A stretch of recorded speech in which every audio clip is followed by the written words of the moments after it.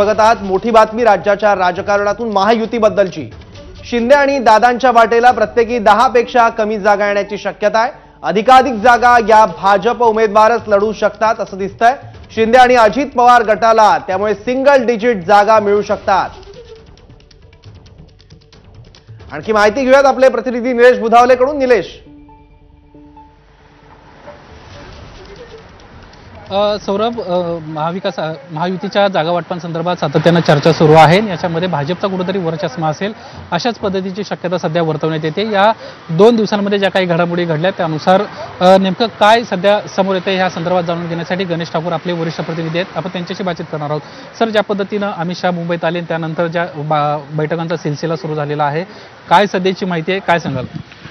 निलेश, एक गोष्ट तर स्पष्ट आहे की भाजप हे राज्यातला बिग ब्रदर आहे आणि एक महायुतीतला सुपर पॉवर आहे आणि लोकसभा निवडणूक आहे जी मोदी सेंट्रिक असणार आहे आणि मोदींसाठी तिन्ही पक्ष काम करतील मोदींना पंतप्रधान बनवण्यासाठी। आणि भाजपनं ज्या प्रकारे हे सरकार आणलं, सोबत शिंदेंना आणि अजित पवारांना घेतलं, त्याला पाहता अपर हँड भाजपचा असेल आणि म्हणूनच आता ही चर्चा झाली। काल बैठक झाली, बैठक ती छोटी होती कारण त्याच्यामध्ये ज्या बाबींवर चर्चा करायची ती होऊ शकली नाही, म्हणून आजच्या कार्यक्रमानंतर पुन्हा सर्वात आधी अजित पवार आणि तटकरे, प्रफुल्ल पटेल यांना अमित शहा भेटले, त्यानंतर शिंदेंना भेटले आणि ती चर्चा झाली। म्हणून विनिबिलिटी हा क्रायटेरिया आहे।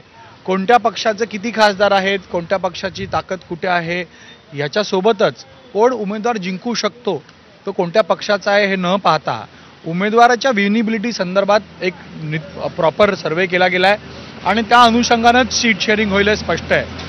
आधी आपण 30-32 असे आकडे दाखवत होतो, म्हणजे भाजपला अपर हँड आहे आणि म्हणून अशी चर्चा आहे किंवा अशी माहिती मिळते की शक्यता आहे की विनिबिलिटी हा क्रायटेरिया जर पाहिला तर भाजपला जास्त सीट्स मिळू शकतात आणि तो आकडा खूप मोठा असू शकतो आणि शिवसेना आणि राष्ट्रवादी काँग्रेस या दोघांना एक आकडी ही जागा मिळू शकते अशी चर्चा आहे। मात्र त्यावर अजूनही पुढच्या काही तास चर्चा सुरू राहणार कारण आता पुन्हा एकदा भाजपची कोर कमिटीची बैठक दिल्लीमध्ये आहे, म्हणून विनिबिलिटीला पाहता भाजपला जास्त जागा मिळणार आणि शक्यता आहे की जी संख्या शिंदेंची आहे खासदारांची त्याला पाहता त्यांना कमी जागा मिळू शकतात कारण 22 जागा मागच्या वेळेला लढले होते, 18 शिवसेनेचे खासदार होते, मात्र आता 13 खासदार शिंदेंसोबत आहे, म्हणून त्यांचेही प्रयत्न आहेत की कमीत कमी 12-13 सीट्स त्यांना मिळाव्या, पण तसं होताना अद्याप तरी दिसत नाही कारण भाजप स्पष्ट आहे। अमित शहाच्या बैठकीतही स्पष्ट बोललं गेलेलं आहे की आपण विनिबिलिटी क्रायटेरिया पाहूया, कोणत्या पक्षाचा उमेदवार आहे हे न पाहता।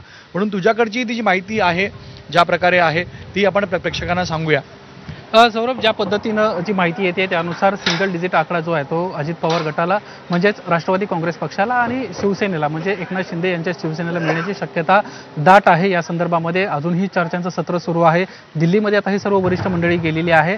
काल रात्री एक महत्त्वाची बैठक अजित पवारांची अमित शहांसोबत पार पडली होती। आज सकाळी सुरुवातीला अमित शहा अजित पवार यांची भेट झाली आणि त्यानंतर पुन्हा जिओ वर्ल्ड सेंटर इथे एक महत्त्वाची बैठक पार पडली होती ज्याच्यामध्ये प्रफुल्ल पटेल होते, सुनील तटकरे होते आणि अजितदादा देखील उपस्थित होते। खरं तर राष्ट्रवादी काँग्रेस पक्षाची आज सकाळपासून बैठक चालू होती। या बैठकांमध्ये सुनील तटकरे आणि प्रफुल्ल पटेल सहभागी होते, मात्र अचानक त्यांना अजित पवारांचा फोन आला आणि त्यानंतर ही सर्व मंडळी जी आहेत ते जिओ वर्ल्ड सेंटरला गेली आणि त्या ठिकाणीच एक महत्त्वाची बैठक पार पडली।